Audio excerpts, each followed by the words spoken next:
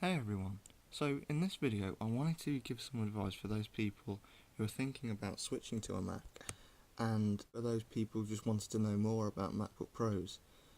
Now, I've had this MacBook Pro for about 7 months now, and to be honest, the only thing that I could fault on the MacBook Pro was that the price was a bit steep, but when you see all the features that the MacBook Pro does and how simple it is to use, the price suddenly becomes obsolete. As per usual with the MacBook Pro, you get your MagSafe power port, you get your FireWire, 2 USBs, your headphone and display port, and also a card reader there. I do believe on the new ones they actually come with an SD card reader instead, but I'm only 90% sure on that. So the next good feature is that if you click on here, it will give you a display of how much battery is in there, so that's a really nice thing as well. Now, this also comes with, of course, you probably have read this and you've probably seen this before, but what the MacBook Pro also comes with is a trackpad, and what that is basically it supports something what Apple call gestures. Now, just like on the iPhone, if you pinch out, it will zoom in. If you pinch in, it will zoom out. So that's great. I mean, if there's some applications in Mac that are called, like Pages, where you can have images, and all you basically do is you rotate by doing that, and it just makes life so much more simple. The Apple MacBook Pro also comes with a backlit keyboard.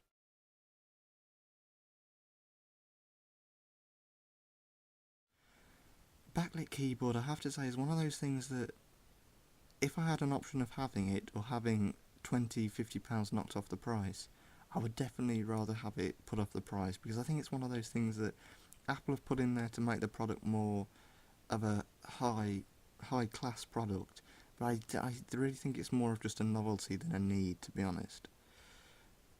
The MacBook Pro, of course, also comes with the Super Drive, which is just there, and the lock there, and that is all the ports on the MacBook Pro. The display is very, very thin. If you can just about see there, the display is extremely thin. And the screen it comes with is now a glossy screen. They don't do matte screens anymore like they used to. It's just a glossy screen. And the display is excellent. I mean, it's it's LED backlit. It really does feel like it's HD. It is a brilliant display. It comes on straight away. There's no pause or anything like that. It really is an excellent display. Now, performance-wise, it really is fast. I mean, it is barely ever sluggish. It is really a quick computer. The only thing I can really fault is that sometimes applications do crash. They do come up with an error and it says, do you want to report the problem, ignore it, or relaunch the application? Now, I do sometimes get that with Safari, but to be honest, there's not much other applications that do that. Now, the only other problem that I can fault with a Mac, really, for those people who are thinking about going to one, is that if you're a big gamer for PC, for Windows, then Macs, they're not very brilliant for games. I mean, it's not that I'm saying they're not good for graphics. I mean, I've got a game on here that's excellent on graphics, but they're not as widely supported. Now, the overall design of the MacBook Pro is quite a high. You would think it would cost a lot of money, and of course it does, but I mean, it really looks like that. Every time you pull this out of the case, you really look like you've got quite a bit of money to your bank account, let's put it that way. I mean, that's the thickness. I zoom out for you. That's what it looks like overall.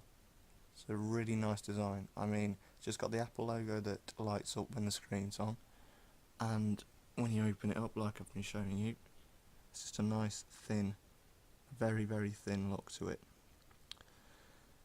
Now, I hope that was helpful to everyone that's thinking about going to a Mac. I'll just go over it very quickly about the points. Performance brilliant, display brilliant, Mac OS X Leopard, an excellent operating system. Can't fault that at all. The only thing I can fault, like I said, is the price. But when you add all these features together, you start wondering if the price is such a bad thing.